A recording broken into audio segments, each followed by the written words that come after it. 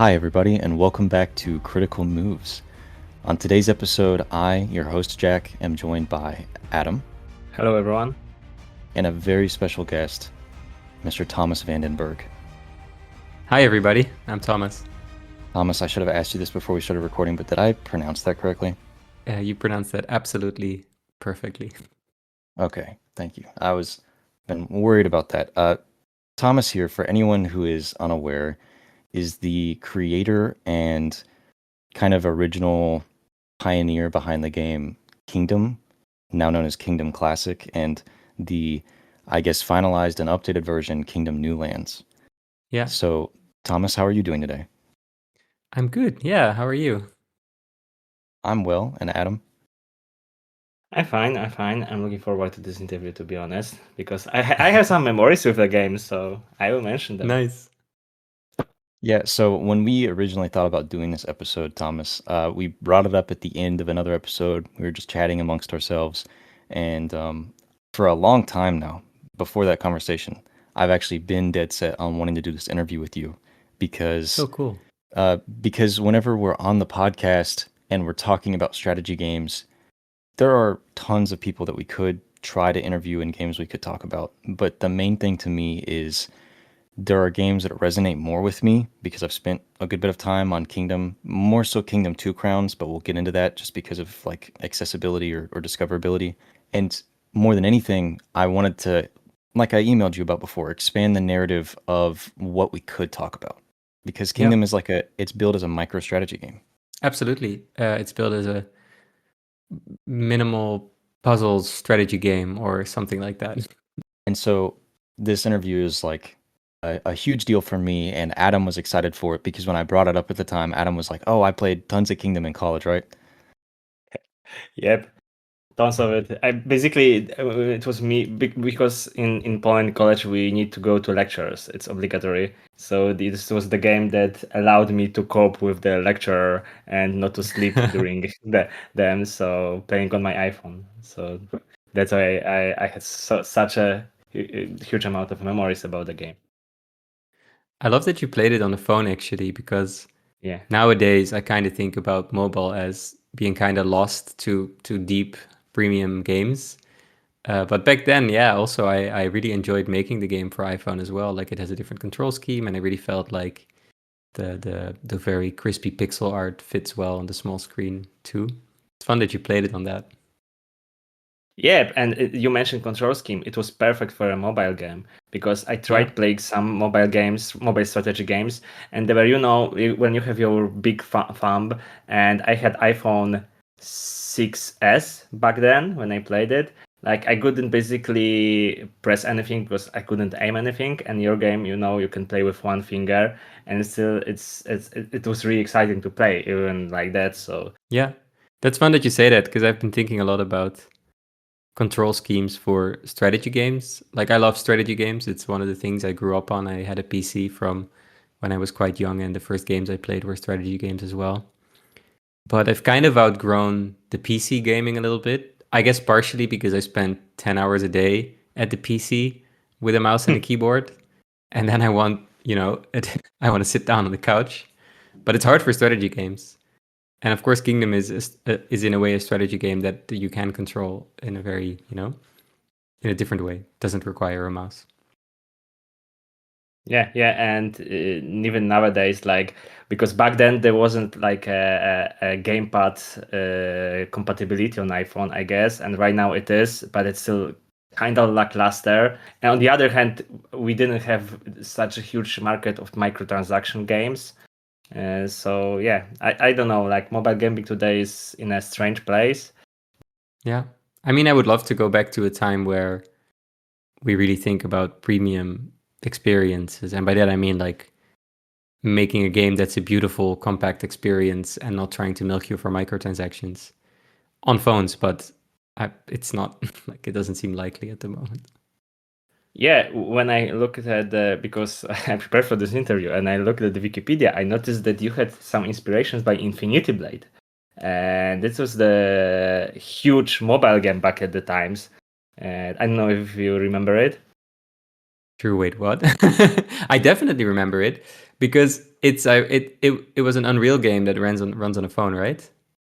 Yes, and you see, we talked with Jack about it. That probably maybe you won't remember about it, but on the Wikipedia it states that the narrative was inspired by Infinity Blade. Wow. I wonder what the source is of that. Yeah, it's funny. Adam just said we were talking about it like right before we got into the interview, and he was telling me about that point for his research, and I'm like, really, where did you find that? Because I'm looking at the images of Infinity Blade because I'm unfamiliar, and I'm like, this looks nothing like Kingdom, and I'm not sure what he's referring Yeah. to. He's like, well, that's what it says. It says it on Wikipedia, and so I'm like, well, if you bring it up and he doesn't know what you're talking about, it'll be a Yeah. good time. So. That is funny. Also, it's something I'm going to do some research and see where that came from. It could be that it's one of the influences on. I'm not the only one who's worked on Kingdom. Yeah. There have been many people involved in the game. From New Lands onwards. So there's probably a lot of inspirations in there. So yeah, it occurred that we are right, Jack. That maybe it's some. It is tangential to something I wanted to mention because it's like that was one of the games that exemplified like look what your phone can do, like what a powerful computer it is. And now they are hundreds of times faster than they were back then, and yet I feel like we're doing less with them. Back then it was kind of this like idea of like, oh wow, you can just run Unreal games and they're gonna look so sick on your phone. And now all everybody plays is like 2D match 3 games on phones that are so much more powerful. It's a bit of a shame. I guess it's also European or American market. I'm assuming in Asia they play a lot more like real games on mobile. But what do I know? Yeah, when I'm playing on consoles, sometimes on PlayStation, they're marketing this Asian games. They're like slice service mobile ports or something like that. Like I'm not playing the Genshin Impact. I guess is the biggest example of that. And I tried to play that. Unfortunately, I don't know. Maybe I'm too old for that, or I don't know. That's so fun. Honestly, I feel like Genshin Impact is one of the things that makes me feel like I'm out of touch. Like I was at Gamescom in Cologne this year. I was showing Garbage Country, my new game there. And I ventured outside of the indie area for like one round across the AAA halls, and then there's the one hall where there's Genshin Impact and it's so big and there's so many players. And I don't even know what that game is. And I feel like I'm so out of touch with like gaming sometimes. This was my first experience when there was like a genre called there was a genre and it's called gacha games, and I was like, what the hell is gacha games? And I looked online, and until this day I'm not quite understanding what it basically means. It's like looting stuff, right? But yeah, it's crazy. Gaming goes so deep. Yeah, on the other hand, like lots of my friends play it. And I couldn't do, like, I tried, and one of my friends told me, Adam, you shouldn't try too hard because you will stay in playing it, and it's not a good game. That's what he told me. So I don't know. That's the only thing I heard. Yeah. I actually think that's a nice point for transition because we're about almost 10 minutes into this, and I want to go ahead and like describe for anybody who doesn't know what Kingdom is, because it's not all we're going to talk about today from Thomas's work, but for anyone who doesn't know what Kingdom is a 2D side-scrolling economy resource management strategy game, and the game itself is billed as a micro-strategy game, and the core premise is essentially that you exist as the player character on horseback, and you're able to travel left and right across the island that you inhabit at any given time, and you're able to control workers that you hire, and the entire bulk gameplay loop of the game is generally handled through a core resource of gold coins that you invest and receive from having played the core gameplay loop. And so for anybody listening, that just means that it's a very simple control scheme. You're able to essentially travel left and right, and then you also have a button dedicated to dropping coins or essentially placing coins into a visible slot. And obviously different things take different amounts. The economy is balanced in that way. You're able to invest coins and make more back from your investments. But the core gameplay loop and the overall mechanics that get introduced across your time in the game are pretty simple, but it does a good job of expanding the core premise as you progress through the game and the islands that you can inhabit. Of course, also there's the threat that every single night there is the creeps, as I think Thomas referred to them in an older interview, coming out, which I think now they're called the Greed, but Thomas referred to them as the creepy guys that come out at night and attack the walls of your castle or village and attempt to kill your workers and steal their jobs. So that's the core premise. I bring all that up because as a good transition, we're talking about gacha games, we're talking about how deep gaming runs, and I think, Thomas, you might not want to accept this, or maybe you would disagree with me on this, but I think Kingdom really pioneered an area of genre mashing, right? Because you've talked a lot about like the feedback you've gotten or the experience of making something that's like a 2D side-scrolling strategy game where it's mostly resource management. People think it's a platformer, but it's really like a very minimalist strategy game. And I think that genre mashing has worked so well because there's plenty of games that come out now that try to replicate what Kingdom has done. And when I look at them, I think of Kingdom. It's like inescapable no matter what style they try to choose, no matter what additions they try to make, how much more the complex they make it. It looks like a Kingdom clone. Especially if it's got the water reflections in front of the. But it's interesting what you say, that I guess because Kingdom is so minimal, it's an easy reference point for a lot of things to be like it.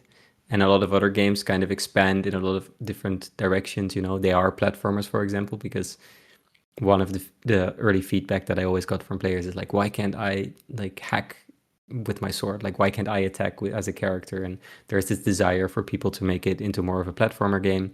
And I think those other games do that. And maybe Kingdom's minimalism just makes it kind of like a reference point for those kind of games that have a little bit of strategy.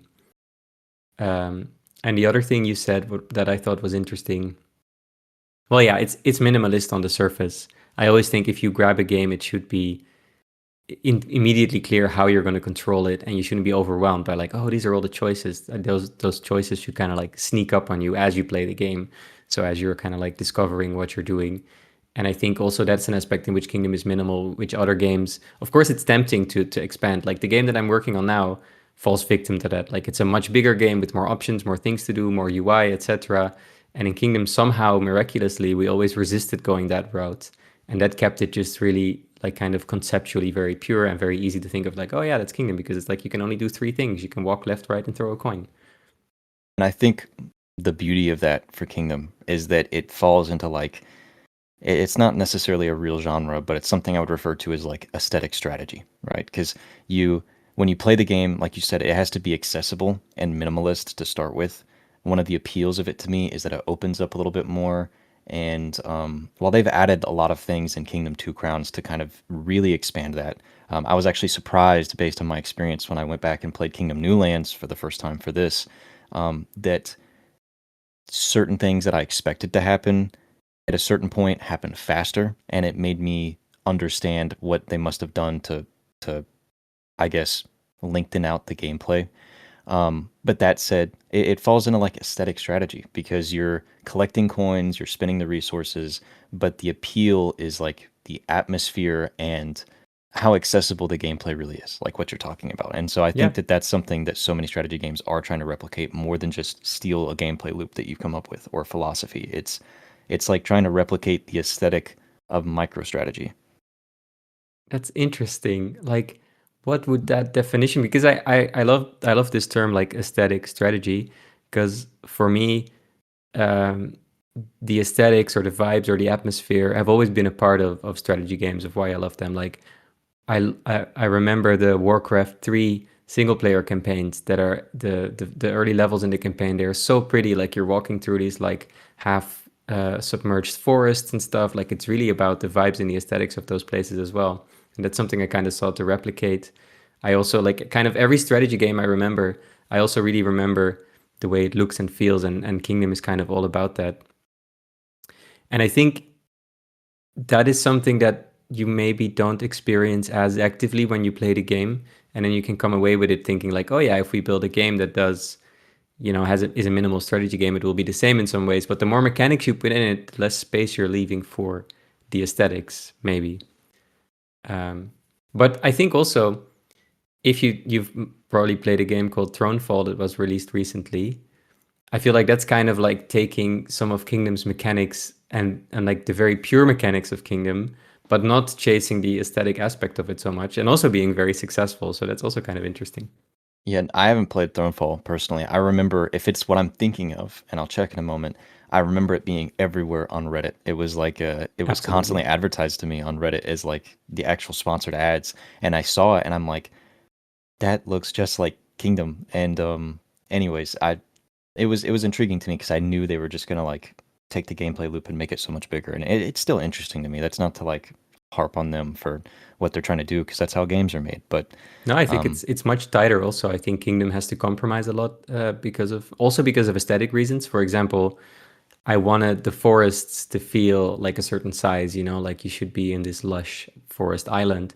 But that means that the enemies are just going to take a minimum amount of time to reach your walls, which is kind of really annoying because every day and night lasts like 5 minutes. If the enemies spend 2 minutes walking to your walls, that really limits the kind of mechanics you could implement in the game. That kind of really messes with any kind of tight gameplay loop. So once you let go of those aesthetic constraints, like, maybe the forest doesn't have to be so big, you can make a much tighter game also. okay, so it opens up so much because I'm so excited. I want to talk about everything, but like what you're talking about now makes me want to jump right into like what I think is the for lack of a better term, like the genius of the design philosophy there, which is obviously intentional, but it's like it's one of those things you don't think about where what makes Kingdom work so well in the 2D art style is that, like you said, as the player, you have to compromise as a strategy game where you start off around the middle of the island, I suppose, and as you expand, it's like you said, so the time of the day is around like 5 minutes for the day and the night, which means that the closer you stick to the middle of the island and don't expand, the longer it takes the greed to reach you, which means that they Yeah. have less time to potentially break in or anything anyways. But as a core feature of the game, you also have to expand to be able to continue to keep up with the increasingly difficult waves of greed across different nights. Or like I suppose they're blood moons. I'm not sure whatever they'd be referred to on the Wikipedia, but like the moons that come out every once in a while and affect the strength. But that's what makes it so interesting to me is like you have to expand in order to be able to like continue to even grow and progress through the game, but doing so makes it more accessible for the greed to reach you on the island, and but at the same time it gives you more walls. So it's like it's things like that, and it's also the design philosophy, everything built around the idea of just managing at least the gold coins and how that works into interacting with everything. There really is like no other form of interaction in the game besides just investing the money, and that has always stuck with me so much. Yeah. It's been hard to stick with that. Like, in a strategy game, one of the things that comes to mind very early is like, oh, you want to choose which building goes where, which of course doesn't work if you're only putting coins in the ground. You get one building that is predestined to be in that location. So, you're also kind of losing out on a lot of potential depth. And I think some games that are similar to Kingdom have gone that way where you can choose which building to put where.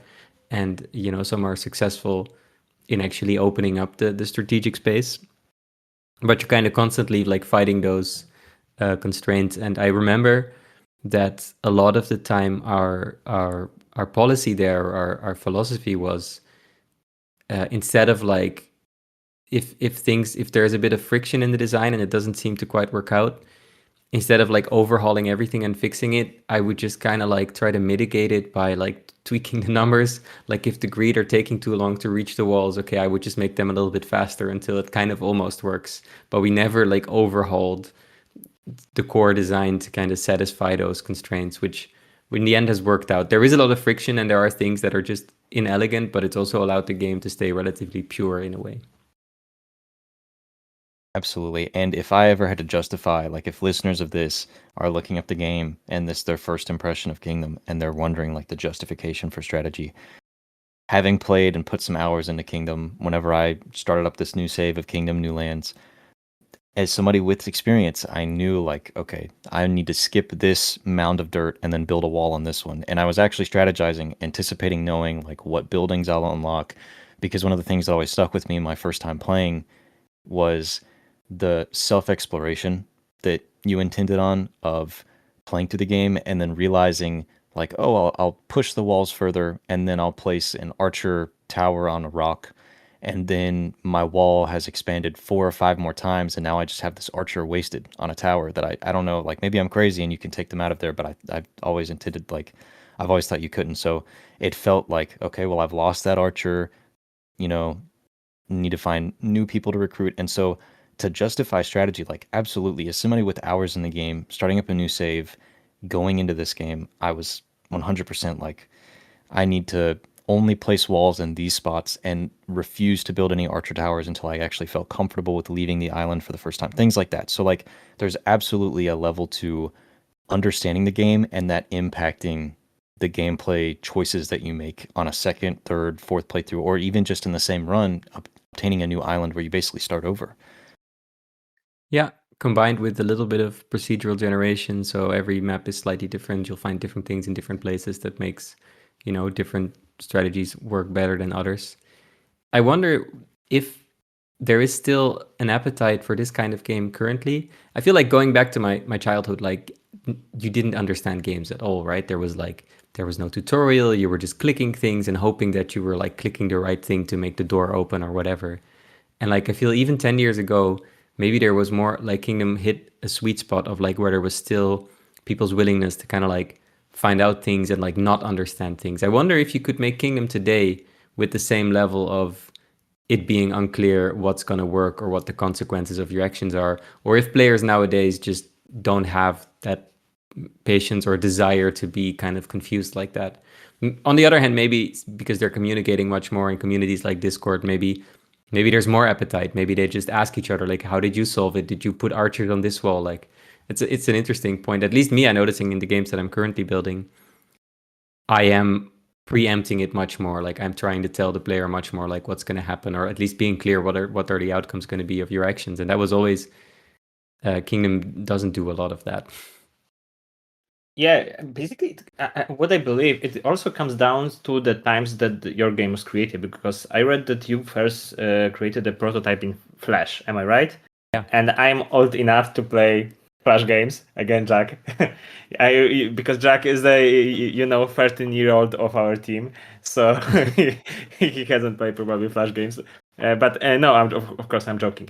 And like 50% of these games, what I remember is that basically you didn't have a clue what is happening. Basically, you started the game, I press start. I haven't read the instructions. I always skip them and just played what happened. And the point that I'm like trying to reach is that Flash games were really easy to reach. Like if you had Google Chrome, it had Flash installed, so you can almost open any site with games and have like thousands of them, and you can skip through them. Like today, like I don't know if there is a place like that, to be honest, that has I know there's like itch.io, for example, and so on, but still you need to make an effort to play these games. And the Flash games were the games that you can click even by accident and play some game, or like get a link and just start it in like a matter of seconds. So maybe that also changed. Like nowadays, okay, it's much easier for us gamers to reach for the indie games. On the other hand, you still need to download them, install them on the PC. Maybe they work, maybe not. And back in the days, Flash games, were the pinnacle of accessibility, to be honest, in terms of what you can play. Yeah, that's really true. I really grew up in the Flash days. I started programming in Flash and ActionScript. I made my first games in Flash and then Kingdom also. And it was very accessible, both for developers and for players. If you think about it, like downloading and playing a game on itch.io with the launcher is not that much harder than going on Newgrounds and playing a game. But these 3 extra mouse clicks are like all the difference. Yeah. Like you said, if a friend sends you a link and you go straight to the website and you're already playing it, then you'll play it. Whereas on itch, you have to download it, you have to click start. Like those 3 steps are huge. And also the developer community, I feel like there was a lot of support in Flash. Also, there was always the idea that like Flash games are kind of like free. Maybe you try to make some money with ads, but the fact that there are ads in there means that you actually want them to be distributed as widely as possible because you just get more ad income. So there was kind of this like, games were just being shared, put on different websites. And also a lot of people were sharing like development help, like programming tips. I feel like in that sense, Flash was just very accessible. And yeah, cool. I do miss those days, even though now the tools are definitely better. You can just do so much cooler stuff. But the bar is also raised. Like you have to do cooler stuff. Like Kingdom the Flash game wouldn't make it nowadays. To be honest, I don't miss Flash Games performance because it was really, really bad. Yeah, I see you laughing. You know what I mean right now. But yeah, it was horrible. Like you really needed to have a good PC for them to to play smoothly. But on the other hand, like I don't know. For example, when I visited my aunt, I could boot up PC and just run a random game from the browser, and it worked. And that was Yeah. crazy. And I guess like we have browser games, but they are nowhere near accessible as Flash games were back then. Yeah. And I also think that Flash, because it's not really a game engine necessarily. So you have to do everything yourself. So there was a lot of creativity in terms of game design. Like it's not like if you start up Unreal Engine, you're automatically making a first person shooter. Of course, you can make anything, but the base setup is it's a first person shooter. And Flash has nothing. So you're kind of like building everything from the ground up. And I think that also led to a lot of creative games that were kind of built on Flash. And then there was, of course, the famous 2D physics engine, Box 2D, that led to a lot of physics games like Angry Birds and whatnot. Like this, you're just knocking over some things, and the whole genre of knocking over things that came out of that. Yeah, it was a creative explosion. But then again, nowadays we have 300 games per day launched on Steam. So for sure, there's also a lot of creativity there. Yeah, but again, as you mentioned, they are on Steam, and this might be a little issue when it comes to the smallest of them. Like you need to install Steam, you need to install the game. It needs to be on your hard drive, and this couple of steps make it much, maybe not much, but harder for people to reach a broader audience. Like for example, you mentioned like Angry Birds. I remember, for example, Trials series. This was the series of motorbike driving through like from the left side to the right side, and this was really simple game. And when we look like in the future, then we got amazing games like Door Danger series that was basically based on it, and right now we have this game with this guy. I don't know. You probably know this game. The guy is in the bucket and he moves with a hammer. I don't know the name of this game. Getting over it. Yeah, Getting Over It. And this is also a similar game, to be honest. Yes, you are like trying to make it to the end of the. Yeah. And it was started back in the Flash days. And I guess there was a lot of Flash tower defense games as well that I used to play. Wasn't it called like Desktop Defense or something? I don't know. There was a lot of tower defense games in Flash as well. Yeah, tower defense. I believe the tower defense genre was much wider back then. Like right now, I try to look for new tower defense game on my Nintendo Switch, and to be honest, there are not a lot of them coming out. To be honest, so that's interesting. That's another, like, if we're talking about like creative breeding grounds or whatever.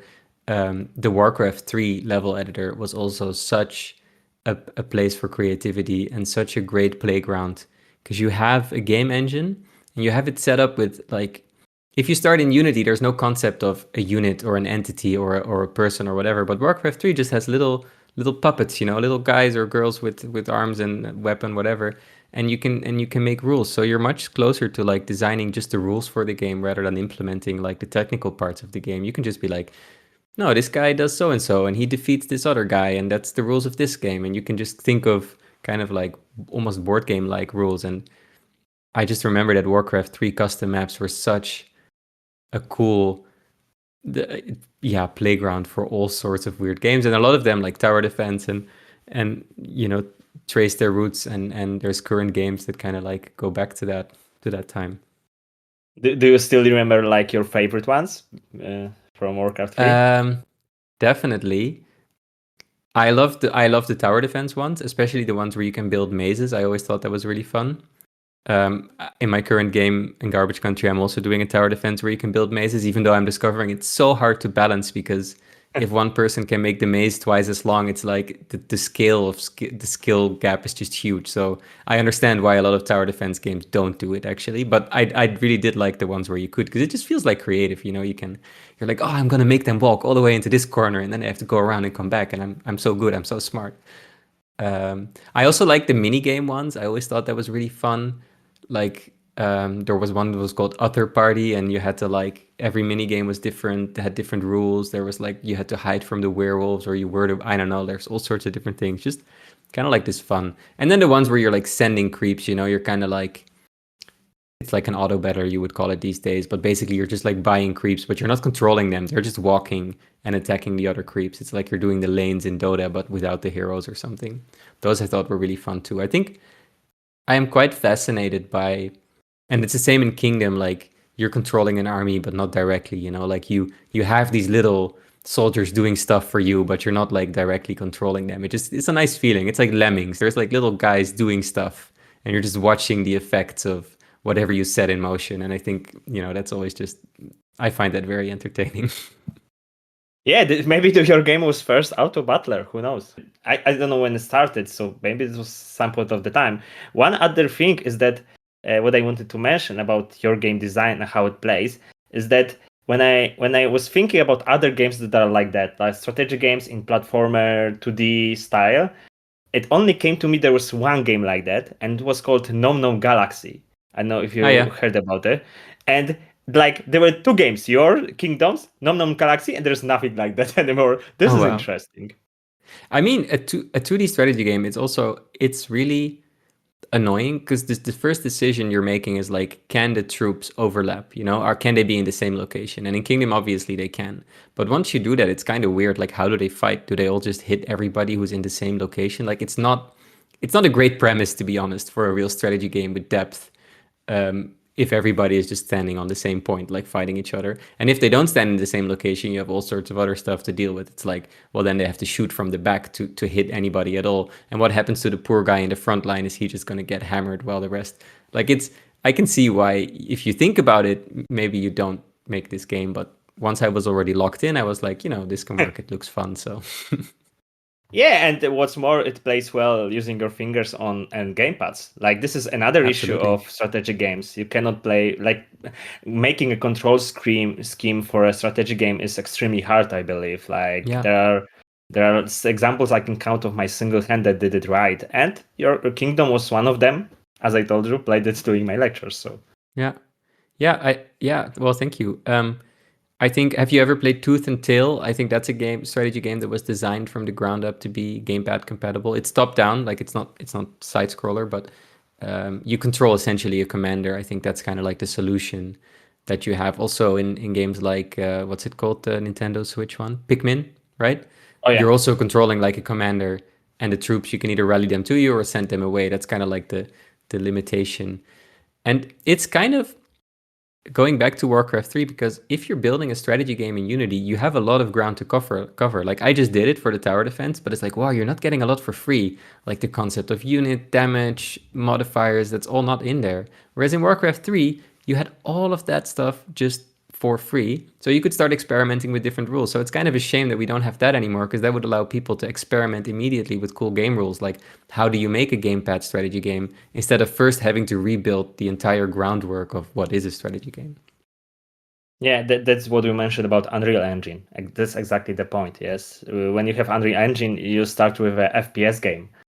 Yeah, I think Unreal has slightly more of a concept of like damage and things in there, but yeah, you have to, you're not getting a whole game engine for free that has little guys running around.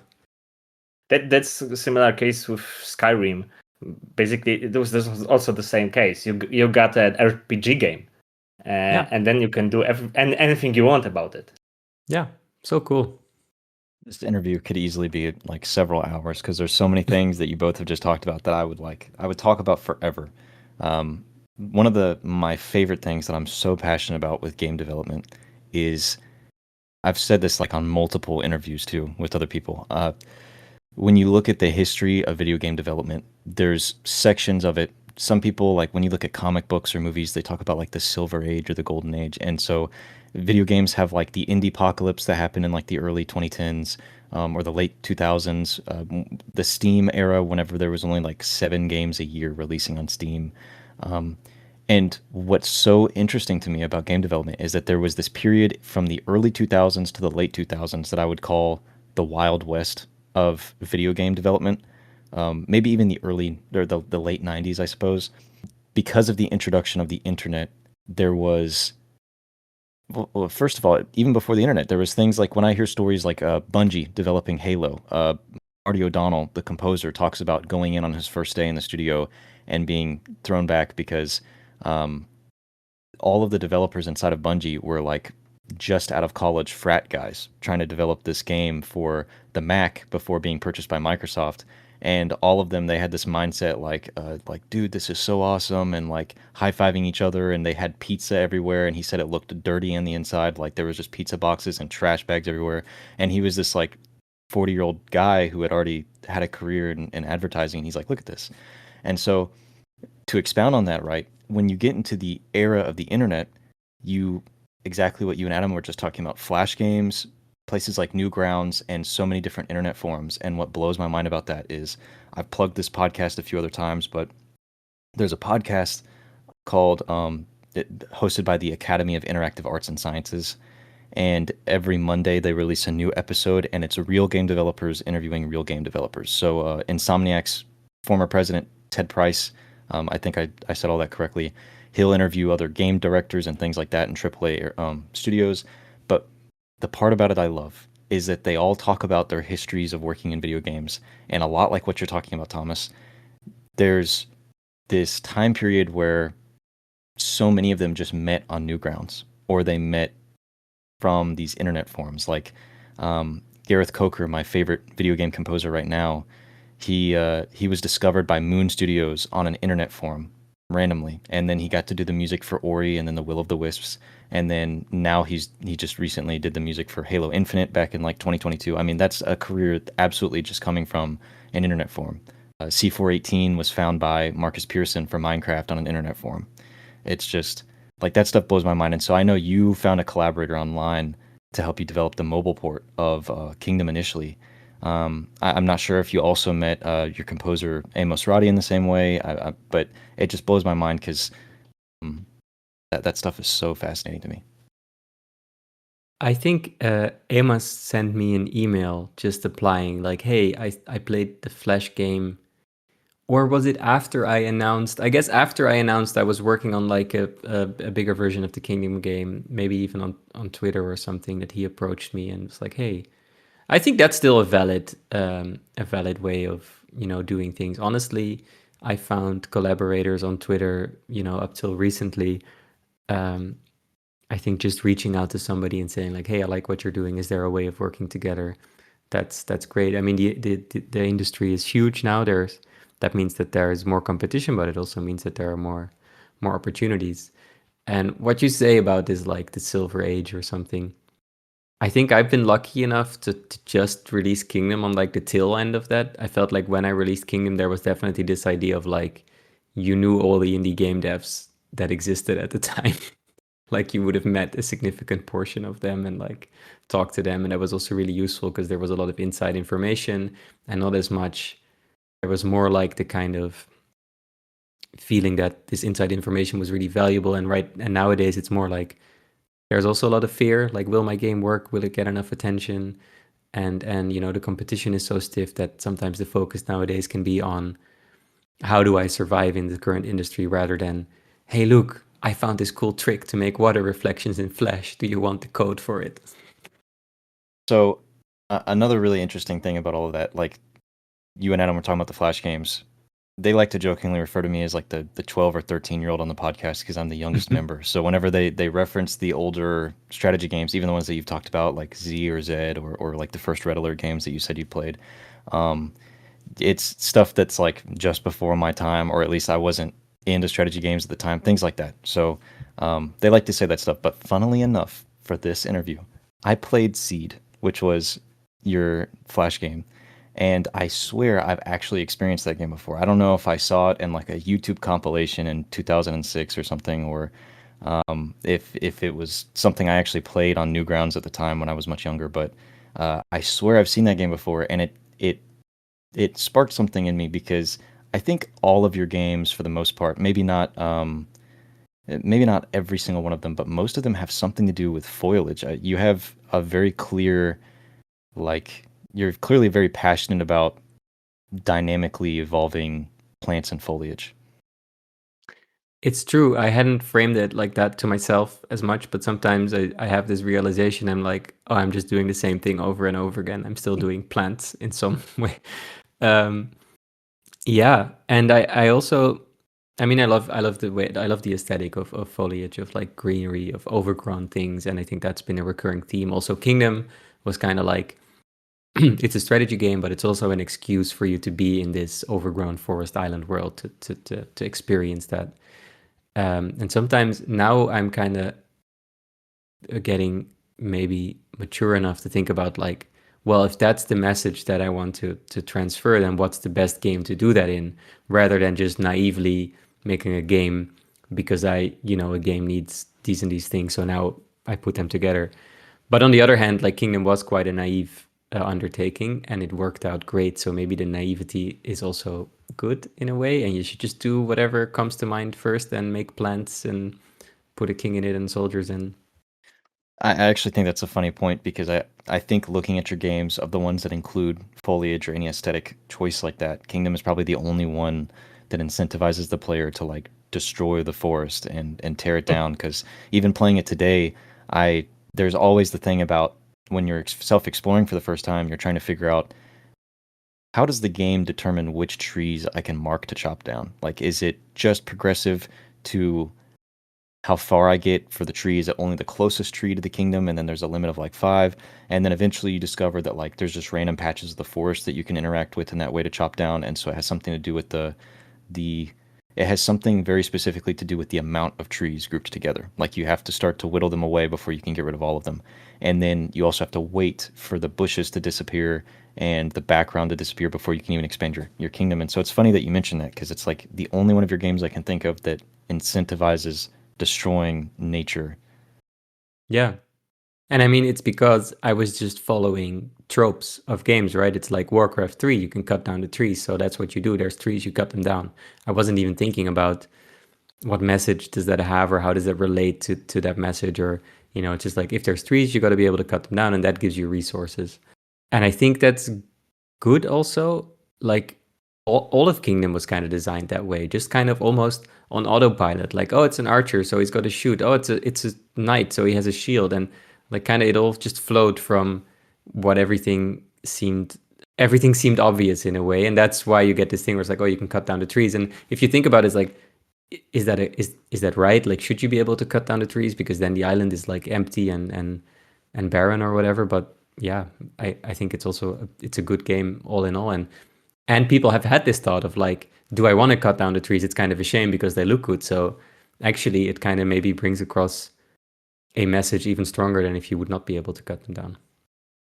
Yeah, I remember working really hard the further I got, to like once I had noticed the things I could build in the kingdom, I eventually got to a point where I was trying to like prioritize chopping down trees further away. That way I could build walls and keep the trees in my kingdom. And I think I've heard you mention like not expecting players to do that in the past or not thinking about it in that way. But um, I really want to jump into this third point because going all the way back to when we were talking about the terminology I used, like aesthetic strategy, you asked, I don't know if games can still accomplish this or if there's a market for that or necessarily like how popular that might be.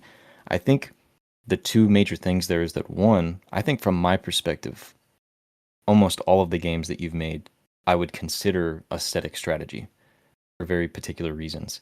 And I think secondly, we're seeing an evolution of that where they're not allowed to be as minimalist as the games that you've made in the past.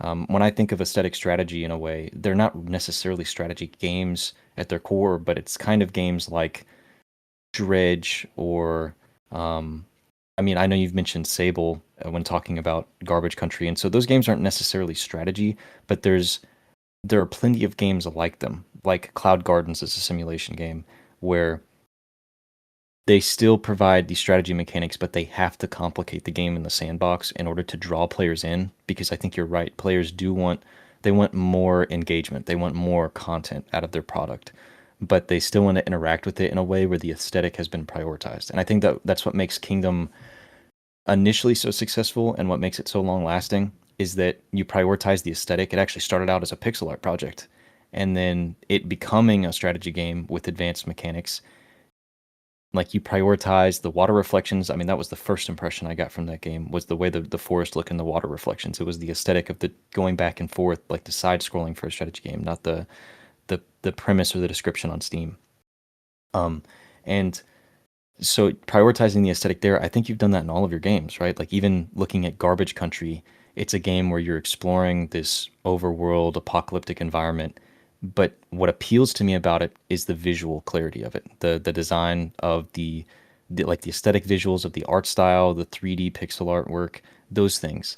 And every time I look at Garbage Country and I think of what the game could have when I see different UI elements, or I see another image from you of like what a menu looks like, or a mechanic like interacting with the radio towers, I think about the game and I want it to be huge. Like I want it to have as many mechanics as something like Spiritfarer or Dredge, where there's like a million menus for me to interact with. But then I have to bring myself back down and I'm like, no, I'm gonna like Garbage Country when it comes out, because even if it's just driving, it'll be like it will still have looked very good, have immersed me in that way, and I'll still have appreciated like the journey I took to the end of the game.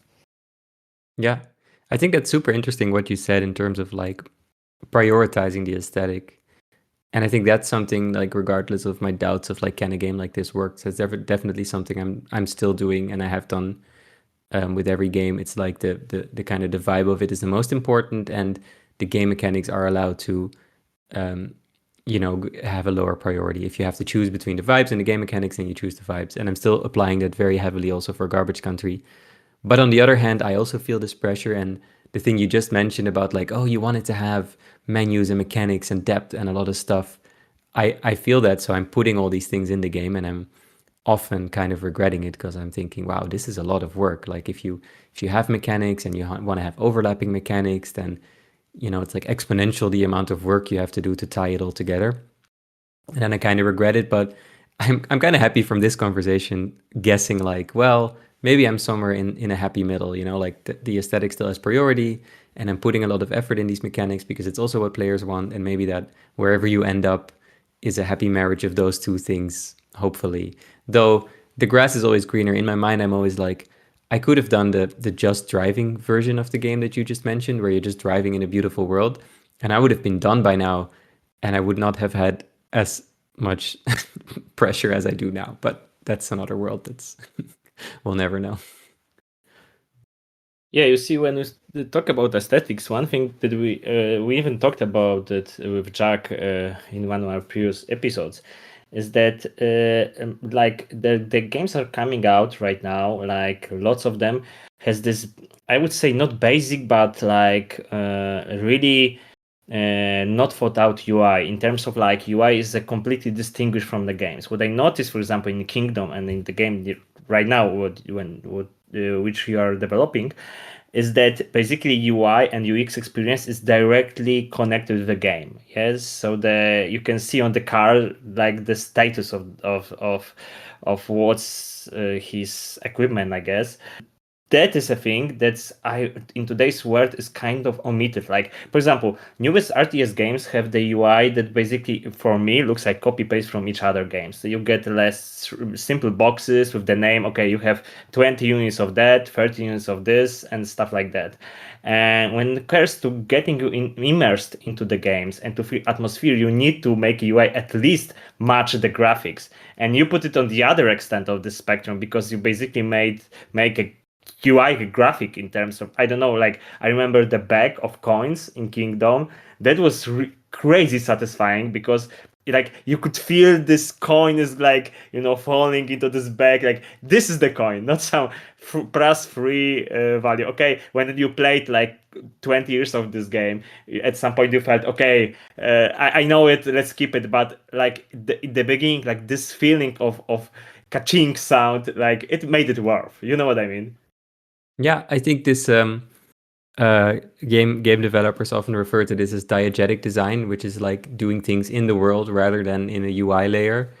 It's just a lot of work, and I think for a lot of game developers, it's kind of like the holy grail. They want to do everything in the world. I don't think any game designer will tell you like, no, I don't like it, but it's just a lot of work, and it's limited because this coin bag has a limited space, or if you want to do a backpack where the things are actually 3D objects in a backpack, you have limited space. Like in most games, characters can carry an inhuman amount of stuff that you could never represent on the character physically.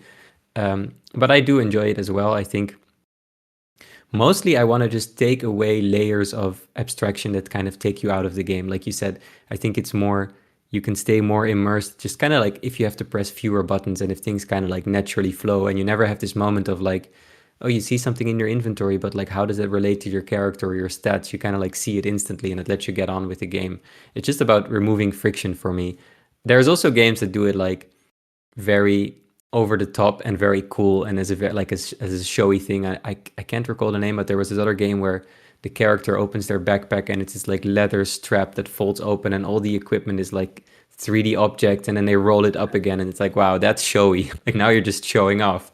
I'm not looking for that level of showing off. I'm mostly just looking for removing friction. Same in Kingdom. I think if you would pop up a dialogue that asks you which building to build, that's a moment where you as a player are going to think, wait, what does this mean? What are these 3 buildings? What are the consequences?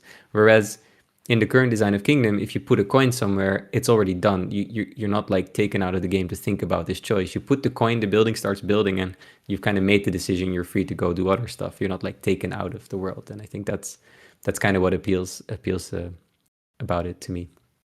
Yeah, it also makes the gameplay satisfying because except for the pure mechanic of getting like your base bigger and building the boat and so on, like at some point like let's call it like minute to minute gameplay is about the sound. This you can feel the archers are striking the foes, like this meat that you get out of the gameplay. This is the thing that when you like separate the array, and I know what you understand, what you are talking about the games. That is for games, it's really hard to develop such UI. And the game you mentioned probably is Sons of the Forest, because I played it, and then you had a backpack, you put everything out, and it was crazy inconvenient to play. On the other hand, the feeling of you having a backpack, to look at each side of it, to look what's held in each part of it, like each time I opened, I was like, man, I have so much stuff. And when you have the number, you don't feel this down to the ground feeling of like like being there. That's what you said again, to like being into the game. Yes. Yeah. And you mentioned before like that strategy games kind of by necessity, I guess, are forced to introduce like a big abstraction layer. Like you have units, they have health, they have stats. Ironically, I think because everybody has to start from scratch with strategy games, they end up kind of like, you do a lot of effort to get like pathfinding, targeting, like all that stuff in. And then you kind of end up at this thing where you're like, okay, now we have a strategy game and it's kind of similar to other games. If we had still something with the power of the Warcraft 3 level editor, we might see more variation because then people coming in with more creativity and the strategy part is kind of already done. The pathfinding is there. Pathfinding is so hard in strategy games. Like if you're just starting out in Unity, there's no way you're going to get something nearly as smooth as like Warcraft 3 or StarCraft, So then we might have like more creativity on that front. But I would also really like it. I would love to see more hybrid strategy-like games with more immersive UIs that are gamepad compatible.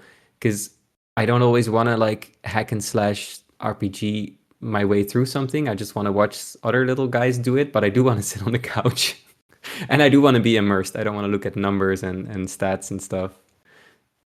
Yeah, you talked about Warcraft 3. Warcraft 3 has this, again, like let's call it a separate UI. On the other hand, the aesthetics, icons, the look of it's really like you can feel it's not separate from the game itself. Like when you see the icons of some attack, you can directly visualize how it will look like, because it's so like the whole graphics. Even in World of Warcraft, basically they did exactly the same. Yes, they made a UI that looks in the same way as the game itself. On the other hand, when it comes to strategy games, I talked about Heroes of Might and Magic Olden Era, and there, for example, there is a spell book, and unfortunately, due to it being so good looking, I couldn't find a thing in it. And this is also scary. Yes, you make the great design, it looks beautiful, and you basically don't know what to look at when you are simply playing the game. Yeah. And that's really hard to find the line there of like, making everything look good, but also making it functional. And then you just have to decide, like, do you choose functional or do you choose good looking? And if you want to choose the aesthetics, you might have to uh, give in on functionality. So I know in your Thomas Brush interview, he asked you questions like developer to developer about building minimum viable products as a game, and your like the design approach that developers take between either focusing on a concept because like verbatim from what you were talking about, game design school is all about like taking the core mechanic or loop and then exercising that as much as possible until you have like a refined, focused game. Or at the very least, when you expand on that, it's still developed in mind as a product. So I know he asked you those questions in mind because he wanted to know your approach because in response, you were basically saying, well, I feel like my games aren't very focused. I start with an idea, I might toss that idea, and then it might become something else, like using the foliage mechanics from your original Garbage Country demo for Cloud Gardens. But when you actually look at those things, right, like it raises a few questions to me because I guess one of the first things I'd ask, like, having removed yourself from Kingdom now, with that being such a successful product by itself so early on for your game development career and giving you the platform to develop games in the future, do you kind of feel like, especially as you develop creative ideas and then just come up with things and want to see them become a game more than a product, do you feel like you have to escape Kingdom a little bit? I mean, it's kind of a long way to ask, like, do you feel like you're trying to, I guess, prove yourself beyond Kingdom? But I think it's more nuanced than that. Definitely. I was quite lucky with Kingdom's reception, but not like never have to work again lucky. So I still making games and I still quite enjoy doing it. I think it's also been good because you do see if you the those stellar indie successes, there are some cases where there isn't really a second game because how do you live up to that? Plus, like you don't have the financial pressure, and I think financial pressure as tough as it may feel at times does really help you like push on. You have this thing where you're like, well, I have to launch this game, like I have to ship it because um and in terms of living up to Kingdom or kind of, I mean, as immediately after I was done with Kingdom, I had worked on little pixel art knights and archers for 8 years at that point, and I was kind of done with that. I wanted to like spread my wings and do something different. So that's why also I that was also one of the reasons why I sold Kingdom to Raw Fury, and I said, I'm going to do different things. But with that, I also put a lot of pressure on myself to then actually make different things. So then I wanted to make maybe a non-violent game, like try not a game about shooting for once, which then took a long time for that to become Cloud Gardens. And there were definitely moments there where you just kind of like wonder, where is it going? What am I doing? And especially if you don't self-impose deadlines and if you don't have a process, I think if you have a clear process in terms of 1 month prototype, 1 month something, something, so many months production, then you have something to hold on to. But if you don't have a process, you can noodle for a year and a half and all sorts of insecurities could come up. So yeah, it's something that is always there. But all in all, in a good way, I think I really liked that I wanted to do something non-violent and then, kind of succeeded at that. And now I'm kind of okay making a game where there's a bit of shooty again. I'm also now looking back at Kingdom in a more critical way, or at least more examining like what made Kingdom such a good game, especially since I'm now making a tower defense game. Kingdom is also to some degree a tower defense game. I'm like, what made Kingdom work so well? And then you can see, then now I'm really examining those design choices of like, yeah, the UI is super simple. That's those reasons why it works. I didn't really realize them back then, but now I can kind of look back at it and see what I can take from there in a good way. Yeah, because when I look at your history of games, the business side of me sees something like Kingdom success. And if I was in your shoes, what is the next game I would do to spread my wings and try to prove myself? And like the business side of me is like, well, I wouldn't make Kingdom, but I would need like the big shooty thing, like I wouldn't have made Cloud Gardens. But then the creative side of me, right, is like there's nothing wrong with that. Like I wouldn't have progressed to Pizza Possum, but that's only because in my mind it's like, you know, you have this platform and then you're trying to prove yourself, so you try to like you try to check the financial statements here and then make sure you make like the most profitably like the most potentially profitable game. But the creative side of me is like I would have wanted to make Cloud Gardens. I would have wanted something that still felt like a very clear product with, even if it wasn't focused in development, it has a clear purpose. You build these dioramas in the way that you do, and that, you know, like that speaks to the creative aspect of me. Like if I had worked on Kingdom for that long, I probably would have made Cloud Gardens. And then you clearly have been trying to implement multiplayer into your games for a very long time, from like the earliest demo of Garbage Country, and so Pizza Possum seemed to be like the breakthrough of that. And then I know you probably looked at it again with Garbage Country again, and you know now here we are with like this single player experience. So it seems like in the future you're probably going to produce another multiplayer game. I imagine that seems to be something you care about. I definitely think it's just fascinating. Multiplayer is such a cheat code for fun. Like if you put two players in an empty world and there's like a box to play with, they will have fun. You know, they will toss the box around or whatever. And you're seeing this now with this like, you know, derogatorily friend slop genre. Like you just put four players in a world with some junk to play with, and it's great and it's fun and they can voice chat. Like I think it's just really a fun thing. Developing for multiplayer is a bit tricky because like it doesn't work if you don't have another player, and game development can be like a very like a flow state where you're just like, you know, you're in the game, you're programming. If you then do not have that multiplayer component there to test, it can kind of take you out of the flow. Whereas developing a single player game, you can stay in that flow because you're constantly like playing it yourself. So I think development is a bit harder, and I also felt that with like the first prototype that I was calling Garbage Country back then. And Pizza Possum was an example actually of putting the process first. Like me and Friedemann, a friend of mine here in Berlin, we said, let's make a game together and let's have a fixed process where it is like 1 week or 2 weeks prototype, so many months production, and we banked that game out in I think 6, 7, 8 months or something like that. And the process was like very pleasant, no anxieties at all, because you know where it's going to end, you know where it's going. It's just a compact development, but it doesn't allow you to go as deep. It doesn't allow you to go back on choices, to put extra stuff in, to throw stuff out. And with my other games, that's something that's happening a lot. Like you can go really deep, and if you feel the game needs something, then you can just take a week and add that thing, at the peril of one more week of expenses having to be paid.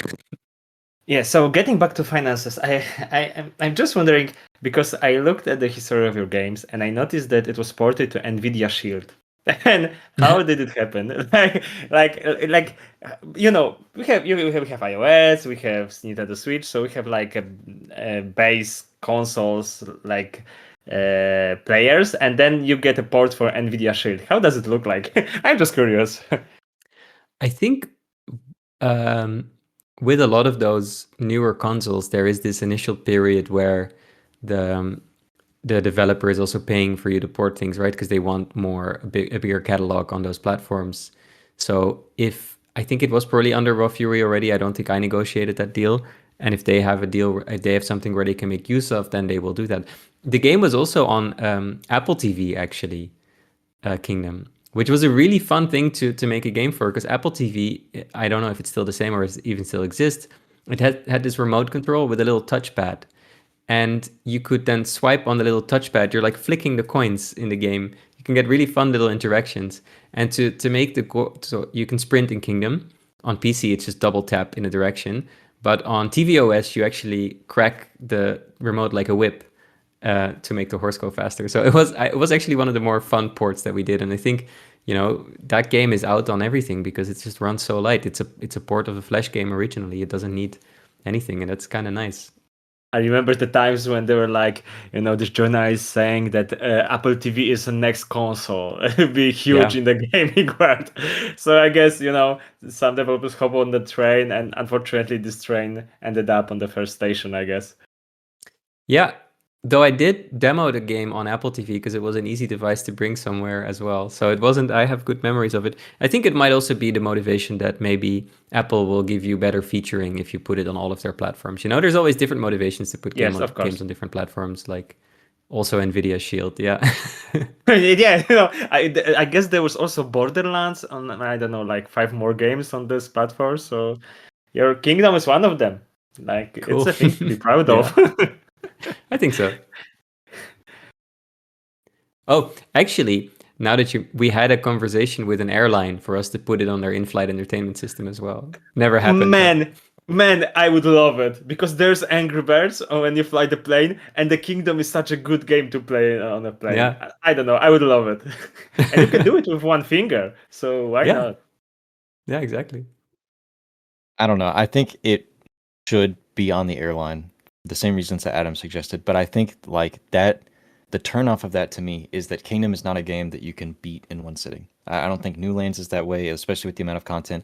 And the appeal to it is that even if it's still minimalist and seems smaller or runs lightly or has like a very small download size, you come back to it and you sit down multiple times. Or like when I was in college playing Kingdom Two Crowns with a friend, I was like, granted, there's just a little bit more padding in the overall gameplay loop, but like we were sitting there for days, staying up late, like trying to figure out what does what, how to make the walls turn into stone, things like that. And so it was like that's the appeal of it. I don't think it's something like even on the phone. I don't get on my phone enough as to play a game like that to justify playing it there. Like I need the controller in my hands to sit down and like come back to the same save multiple times.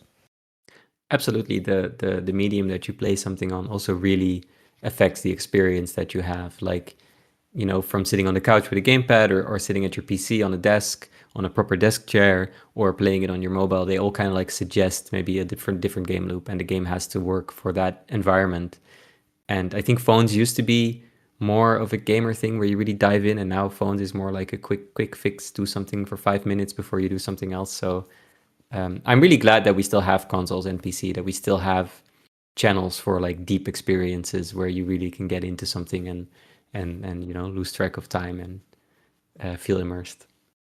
Yeah, I meant to actually ask you this way earlier in the interview, but are you able to detach yourself and enjoy your own games? Like, are you able to go play Kingdom Classic or New Lands and appreciate, like, not that you made the water texture reflections, but that like you can sit there and play the game, or is it all just code and examination for you?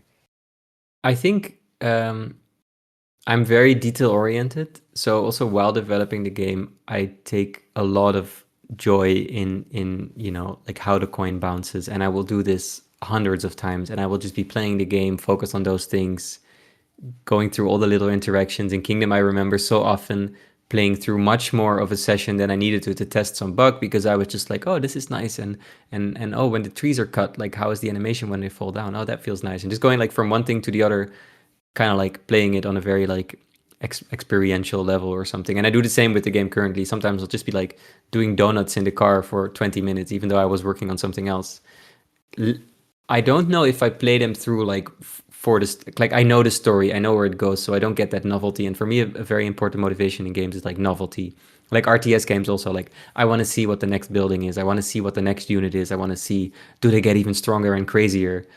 And that stuff, of course, like I know that by heart for Kingdom. I know exactly where it goes, so I don't really get that satisfaction of it. But I do get the low level satisfaction of just the visuals and the interactions and how it all feels.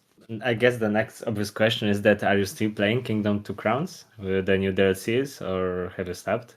I haven't played it in a while. I played it a while back because Raw Fury was doing this 10-year anniversary thing. But it's been a while since I actually played it. Yeah.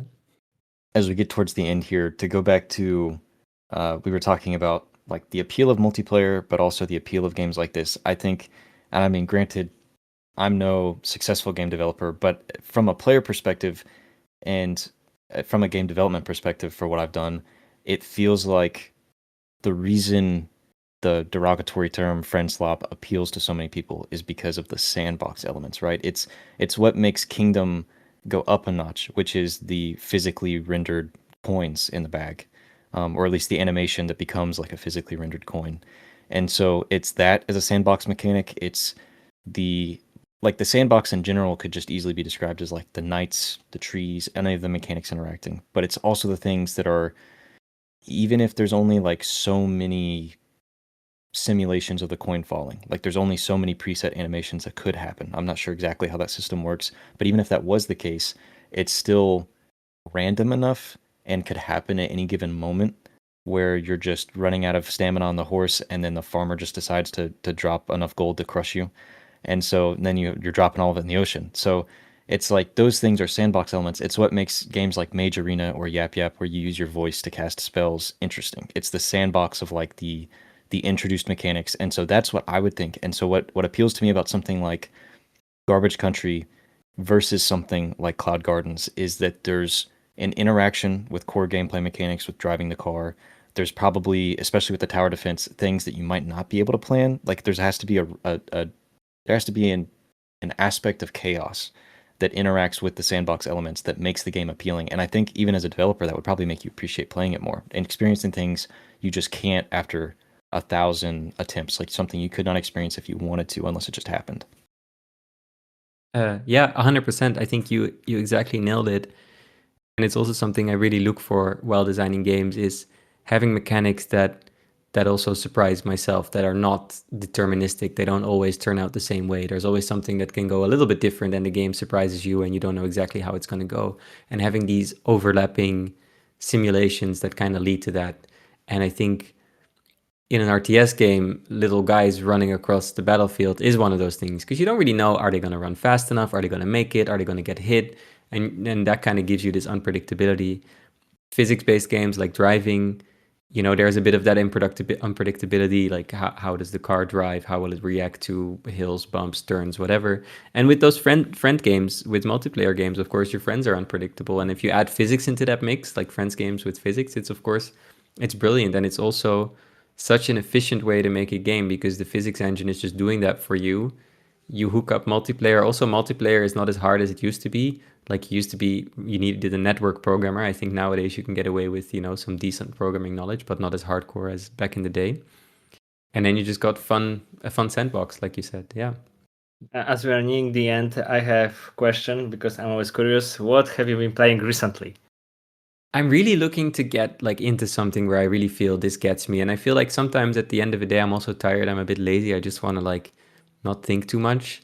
I love games like Factorio, but that's just like programming with graphics. Like I can't after an entire day of programming.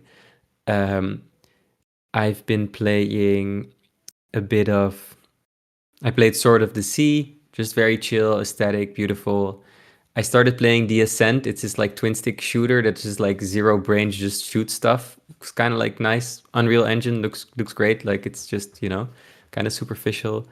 I played some of these like Golden Idol, and I'm playing The Root Trees Are Dead right now, and I'm playing Immortality, so some of those deduction games. It has like 4 layers of deepness, I guess, because it's because you basically discovering the story, and there's the story behind the story behind the story in this. Yeah, exactly. I'm looking forward to that. Like you can sense the layers already, because it's like it's a movie, but it's about movies, so you can kind of sense that they might go a couple levels deeper. Still, they are doing like because I finished it, I was like, yeah, but what is the story? It's like, what are the maybe some story nitpicks that I didn't catch, and when I looked online, the story is so amazingly deep. Like, oh my wow. god, like what happened there? So maybe you should discover it yourself. Yeah, I'm looking forward to getting to a point where I can allow myself to look online, to feeling like, okay, I've discovered enough by myself that I can go and like get the spoilers. Yeah. I believe you won't discover everything. Like for me, I was like, yeah, I got everything, and then I looked online, I was like, oh my god, okay, I didn't get a thing Very cool. when I played this game. Yeah. Oh, and another game that I was playing is Baby Steps.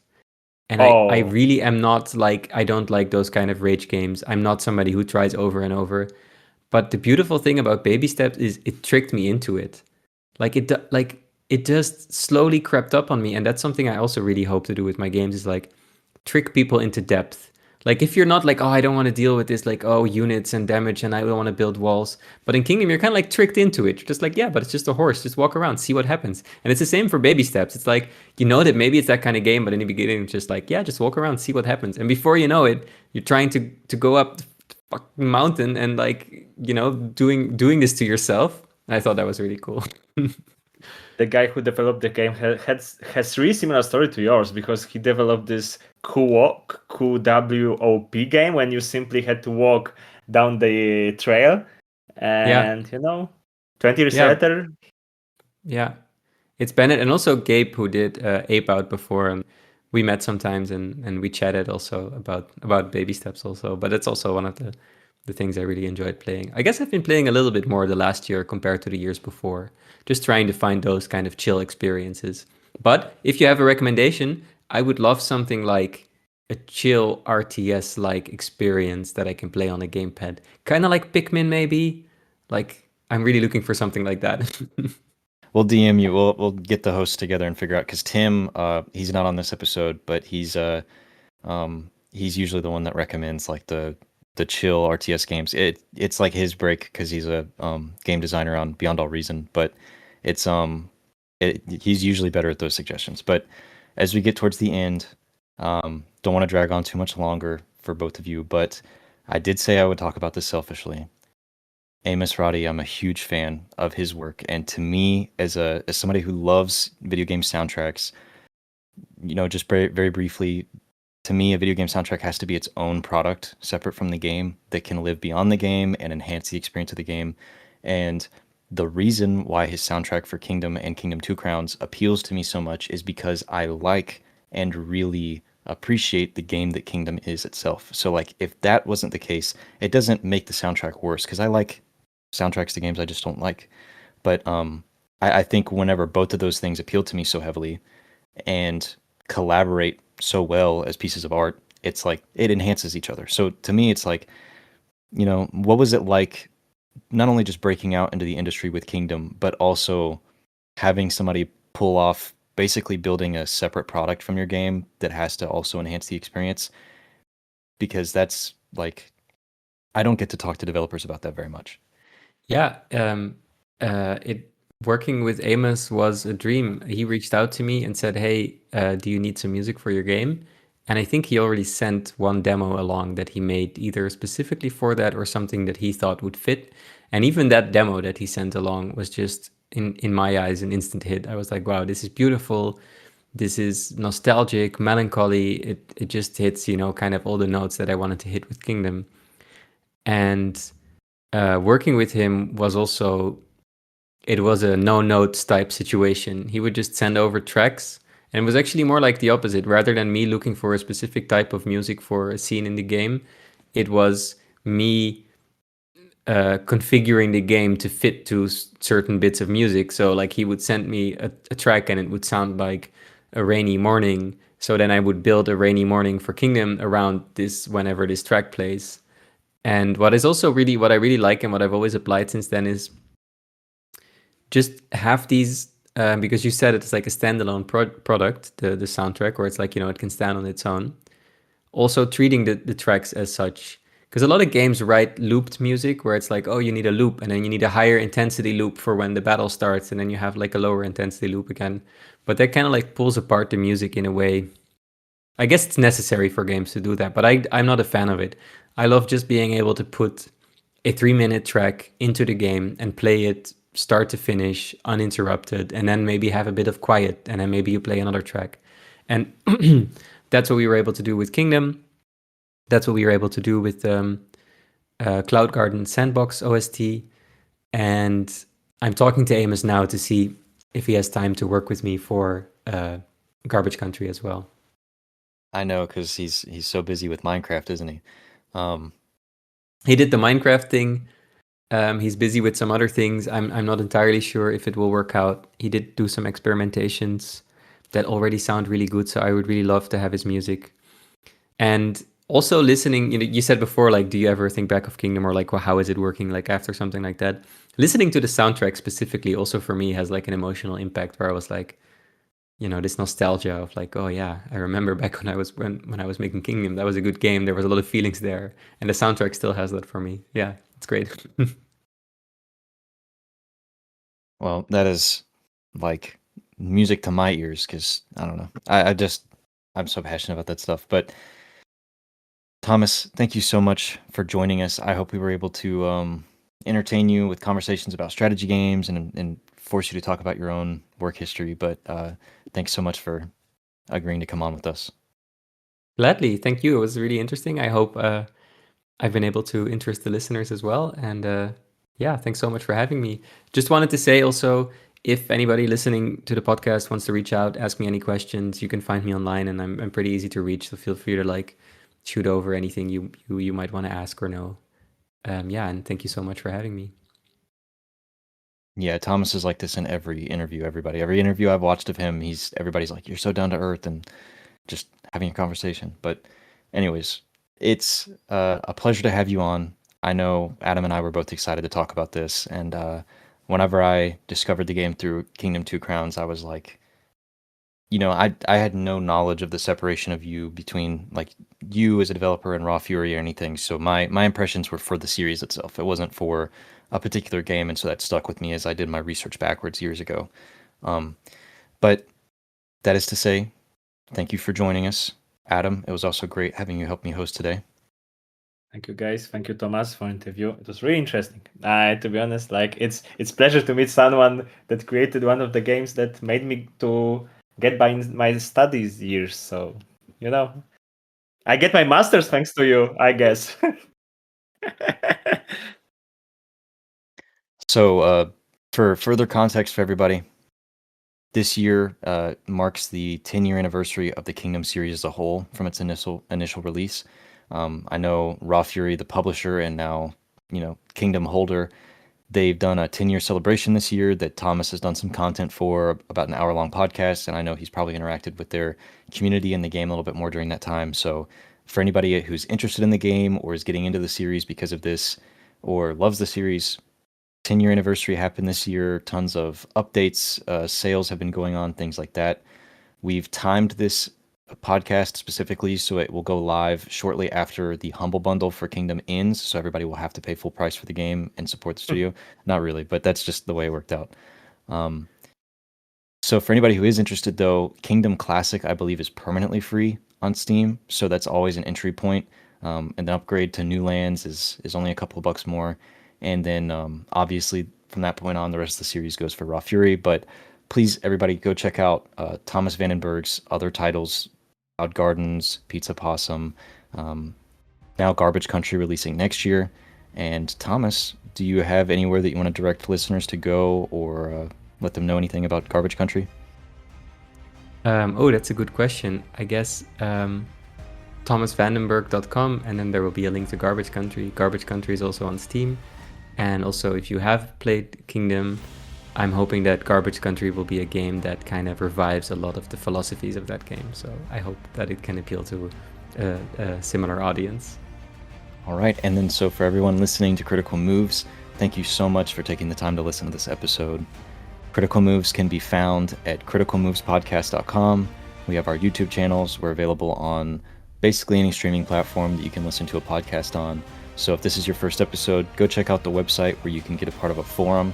You can join our community Discord, where a lot of these game developers usually are, and you can come chat with us, let us know what topics you want to talk about, what things you want to hear about, and any games that you'd like to have covered. So everyone, thank you so much for listening to this episode of Critical Moves, and we'll catch you next time.